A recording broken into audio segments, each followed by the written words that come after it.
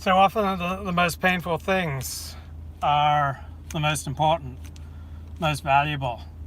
And there's something about the Jewish Sabbath and Jewish holidays, which is incredibly painful for me as a convert to Judaism. But the pain has nothing to do with, well, not much to do with my conversion status. It's just that on the Sabbath and on Jewish religious holidays, I can't distract myself. I can't hide from myself. I can't run from myself. I can't live in delusion. Can't live in pretend world where everything's great, because the Jewish Sabbath and Jewish holidays are meant to be celebrated with your family. And I am 52 years of age, and I have never married. I have never reproduced. I don't have children. And so every Jewish Sabbath, so once a week, and every Jewish holiday, I'm reminded that my life doesn't work. Like I'm happy with my life. There's so many great things in my life. I'm a happy guy.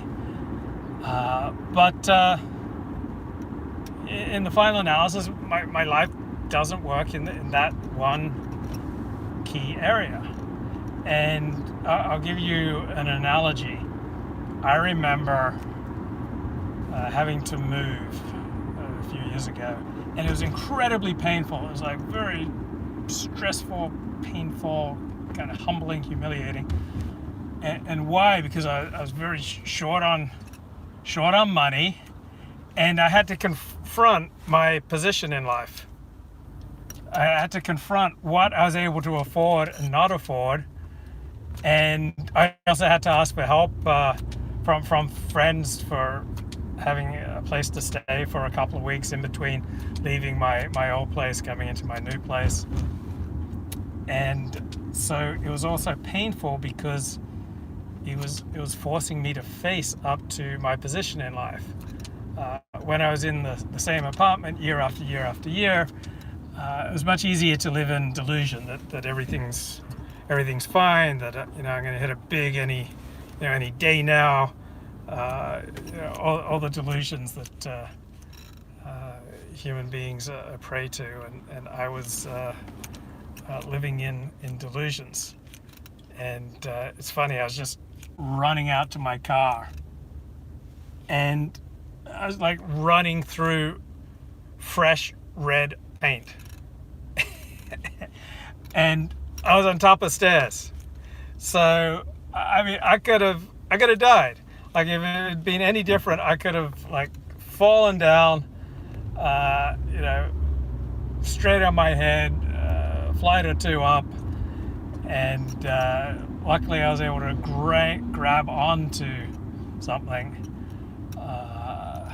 But like lost almost everything right there in the fresh, slippery paint. Just a reminder how life is a spiral staircase. One minute you can feel mastery, or you can even feel grandiosity, and then the next minute you're absolutely helpless. And when my feet went out from under me on that fresh paint, I was running out the door to pick up a friend from the airport,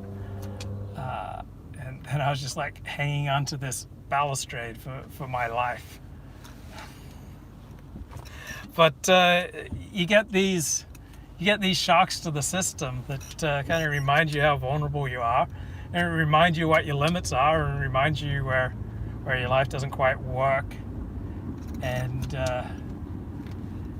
you can't live in distraction. So if you're really into sports, of course, that can paper over a lot of shortcomings because you're just so distracted, say, for me, with the fortunes of the Los Angeles Dodgers or the Los Angeles Lakers or the Dallas Cowboys. Yeah, it's really easy to just get lost in the fortunes of your favorite sports team, or I could get really into movies or TV and just distract myself with my favorite movies, my favorite books, my hobbies, hanging out with friends. But on the Jewish Sabbath and on Jewish holidays, it always brings me back. Oh, I have not reproduced. I don't have a family. I haven't made a family. I haven't created the financial wherewithal to support a family. And the life of delusion, it's impossible to sustain it on the Jewish Sabbath when you can't distract yourself with electronics, and you can't distract yourself with professional sports, and the locus of traditional Judaism is not the synagogue, it's the home, of course, and the wife makes the home, and you bring in the Sabbath, around with a white tablecloth and candles. Yeah, video games, right? That's another way that you can distract yourself. And it's good to have very painful, frequent reminders that distraction is not reality, that living distracted can have its uses, but it's not really living. It's a palliative for pain. It very easily turns into addiction, becomes maladaptive. So, yeah, a certain level of distraction when you're in great pain can be adaptive, but at a certain point when it detracts from the quality. You're at the dentist and the dentist is doing some painful work, and you distract yourself by thinking about professional sports or this book you're reading or the weekly Torah portion or a daf of Gemara, a page from the Talmud, then that's adaptive distraction. But if you're at work and you're thinking about stuff not related to work and it is detracting from the quality of your work, then you're in a maladaptive distraction. If you're out on a date and you're so obsessed about sports or your ex or this book you're reading so that you're not present for the date, then that's maladaptive distraction. So there's adaptive daydreaming, maladaptive daydreaming. So if your daydreaming is enhancing your life, it's helping you to be more creative and inspiring you to do great things, and obviously that's adaptive daydreaming.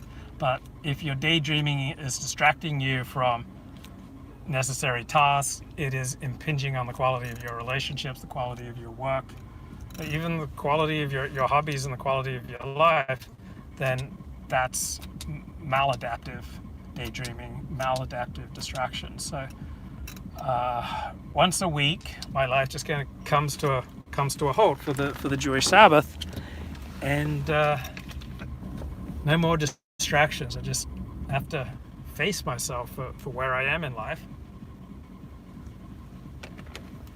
and it's painful, but it's a good thing.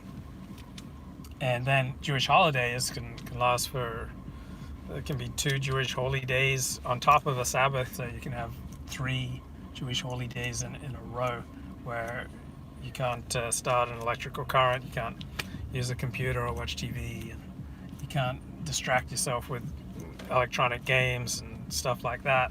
And again, you have to face up to your situation in life. You also have to build friendships, relationships with families in your religious community. When you're an Orthodox Jew, by and large, you can really only socialize with other Orthodox Jews because of the Jewish dietary laws. And